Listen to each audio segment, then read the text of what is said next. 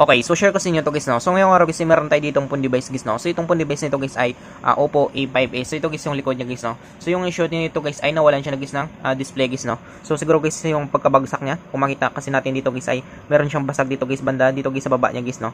Yan. So wala siyang display, no response siya guys, no. Yan. So na-stuck ito sa may-ari. Ngayon ipapacheck niya sa atin. So ngayon guys yung gagawin natin dito guys ay check natin ito guys, no. So try natin guys kapag mag-vibrate. Yan. So wala siyang vibrate guys, no. Yan. So wala siyang response. So, try natin yung guys i-charge kapag mag-vibrate. Yan. So, pakaramdaman natin. Yan. So, wala siyang manong guys, no? Wala siyang vibrate. So, wala siyang response guys, no? Yan. So, ngayon guys, yung gagawin natin dito guys, ibubuksan natin ito guys, no? Para malaman natin guys kapag buhay pag guys yung motherboard guys ng phone device na ito guys, no? Yan. So, una natin gagawin dito guys ay tatanggalin natin guys yung SIM tray nito.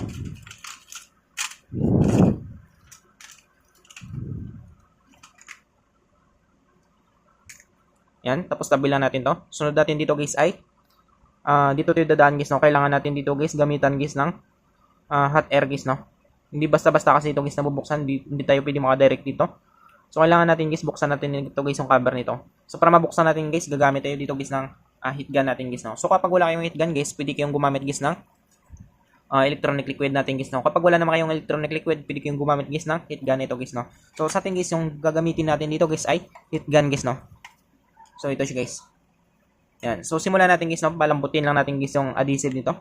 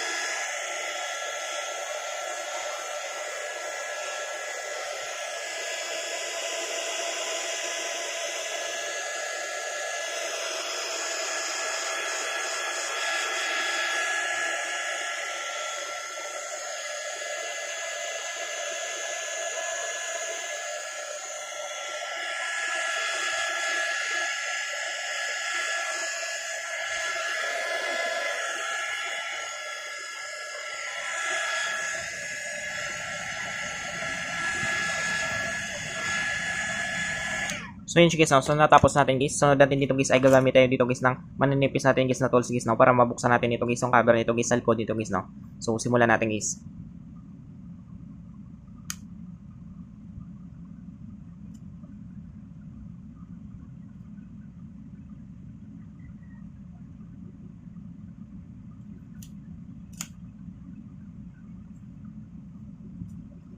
So yun siya guys, no? So malambot na siya guys.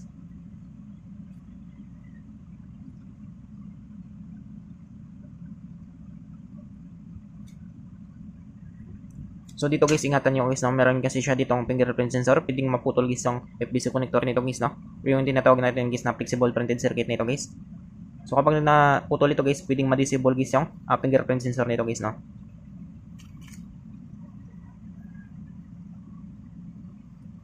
Yan. So matigas dito siya banda. So dagdagan natin.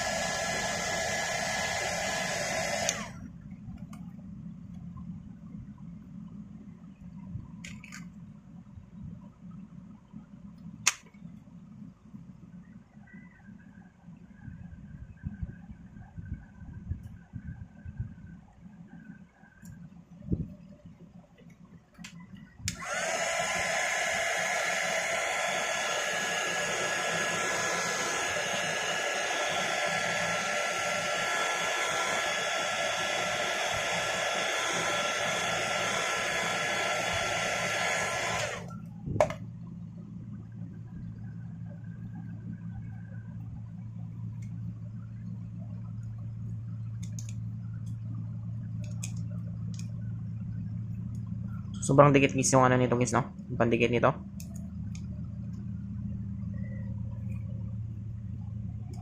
So dagdagan pa natin.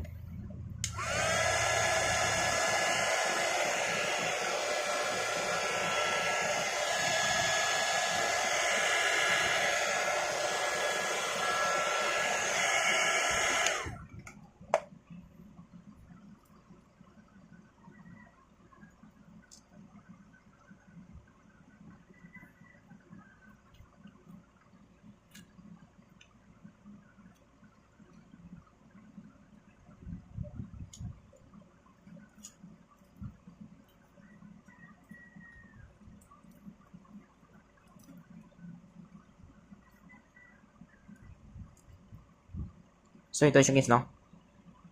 So possible guys na nabuksan na ito guys, no? So tanggalin na natin guys yung FPC connector nito ng fingerprint sensor niya. Yan. So matinding glow guys yung nilagay dito guys, no? Yan, sobrang kapal nito. Makita kasi yung guys, no? Sobrang kapal niya. Yan. So tabi natin to guys, no?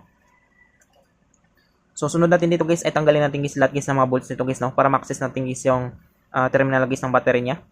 Kung makita kasi nyo dito guys ay wala na siyang lock dito guys, no? Dapat meron pa ditong lock dito guys. Yan. So dito wala na siyang lock. So ibig sabihin guys ay nabuksan na ito guys yung phone device nito guys, no? So sunod natin tanggalin natin, try natin tanggalin ito guys yung yung stainless nito para ma-access natin guys yung mga terminal nito guys sa loob guys, no? So tanggalin natin guys yung mga bolts nito.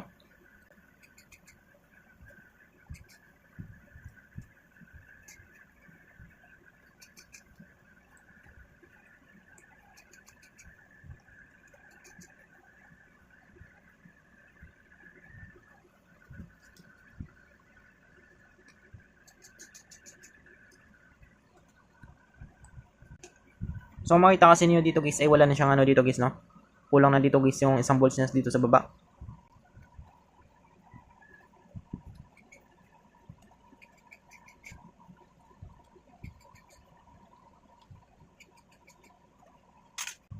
So yan guys, no? So try natin guys tanggalin guys yung aluminum na ito, yung parang stainless na to.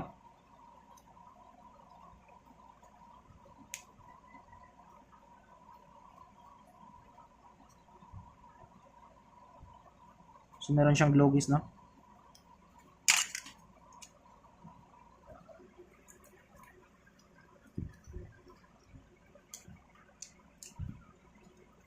So matindi guys yung glue nito guys, yung pagkalagay ng glue na ito.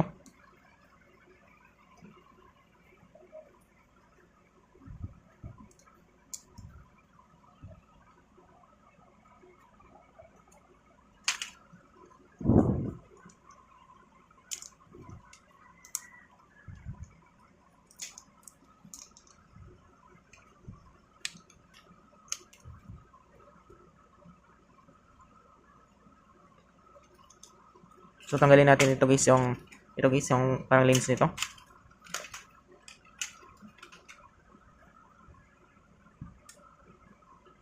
Yan, so tabi lang natin yan.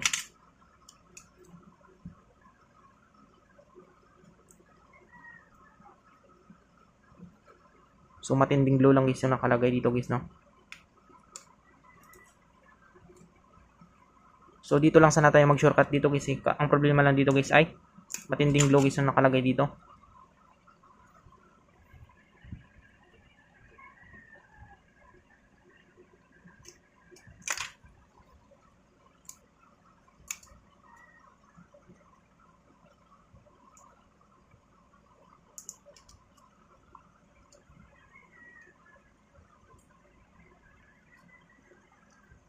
So tanggalin na lang natin ito guys.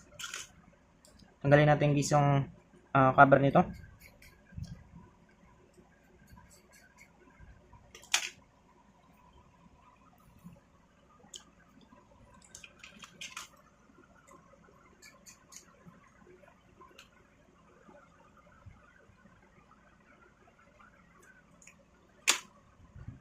Yan. So simulan natin.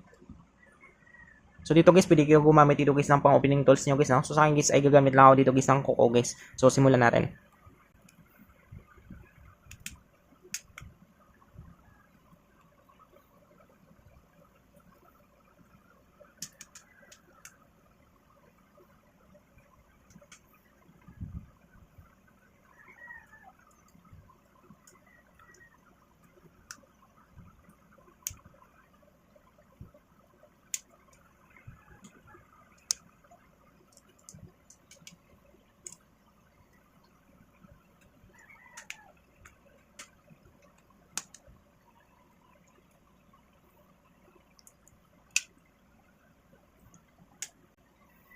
So yun guys, no? So natanggal natin. So dandan natin guys, no?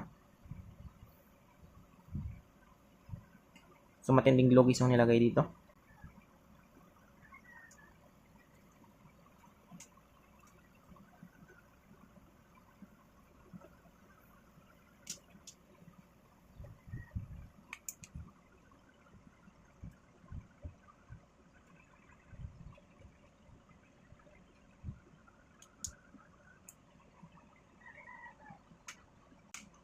Yan, so natanggal natin guys, no?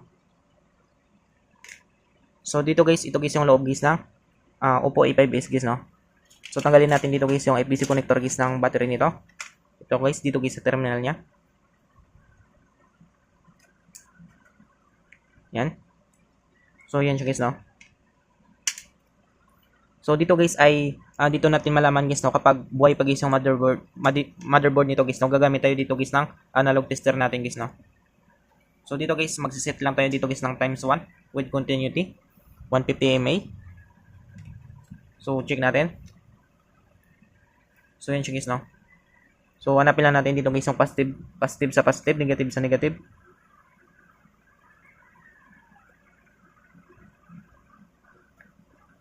So yan siya guys, no. Nasa kaliwa guys yung positive nito guys. So hindi siya pumalo guys, no. So check natin, positive sa positive, negative sa negative. Yan. So kung makita niyo guys, no, pumapalo yan siya. Yan. So pag binaliktad natin guys, positive sa negative, negative sa positive guys, dapat hindi siya papalo guys, no. Yan. So hindi siya pumalo guys. Ibig sabihin guys ay possible guys na buhay guys yung board nito guys, no. So check natin dito guys sa bus natin.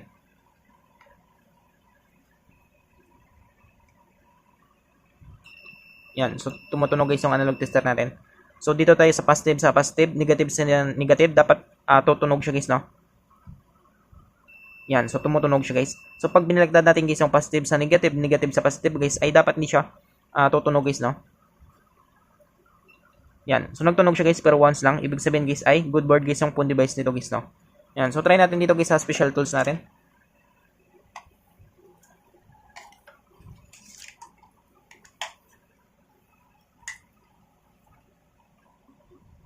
So gamitan natin guys ng schematic natin guys, no.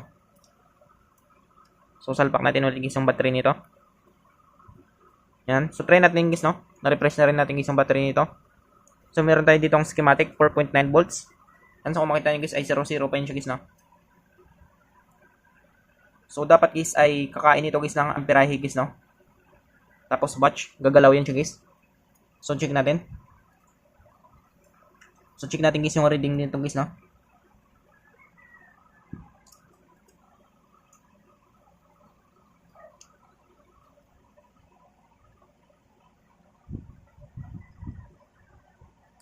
Yan. So yun siya guys, no, kumakain siya guys ng amperahe. Ibig sabihin guys, good board guys yung phone device nito guys, no. Ang problema lang dito guys ay wala siyang display guys, no. Yan. So possible guys na LCD guys yung tama nito guys. Pero dito guys sa natin sa schematic natin guys. Yan. So kumakain siya guys ng amperahe guys, no. So possible guys na buhay guys yung motherboard nito guys, no. Yan. So nawala siya. So pwedeng maluwag guys yung niya guys, no. Charging ito guys yung charging port nito guys. Yan, so nawawala siya. So 0.0 siya. Kapag ginalaw natin, kakain siya ulit. Yan. So ibig sabihin guys, maluwang guys yung charging port nito guys, no, nawawala kasi guys yung nito, yung reading dito guys sa schematic natin. Yan. So good board pag guys yung phone device nito guys, no. Yan, so kumakain siya guys ng guys, milliampere guys, no. Yan, kung makita nyo yung green na ito. Tapos ito guys yung ampere na red na ito. Yan. So ibig sabihin guys ay good board pag isang phone device nito guys, no. Or yung board nito guys, wala lang siya ditong display guys, no. Yan. So pinapacheck lang naman sa atin guys. Yan. So ganun lang kadali guys, no, kung paano natin malaman guys kapag buhay pa guys yung motherboard guys ng phone device natin guys. So I hope guys na makatulong sa inyo itong video tutorial natin. Sa mga bago pa lang sa ating channel guys, no, huwag natin kalimutan guys i-click guys yung subscribe at yung notification bell button para ma-update ko kayo guys sa susunod natin guys na video tutorial. Thank you guys and God bless sa lahat.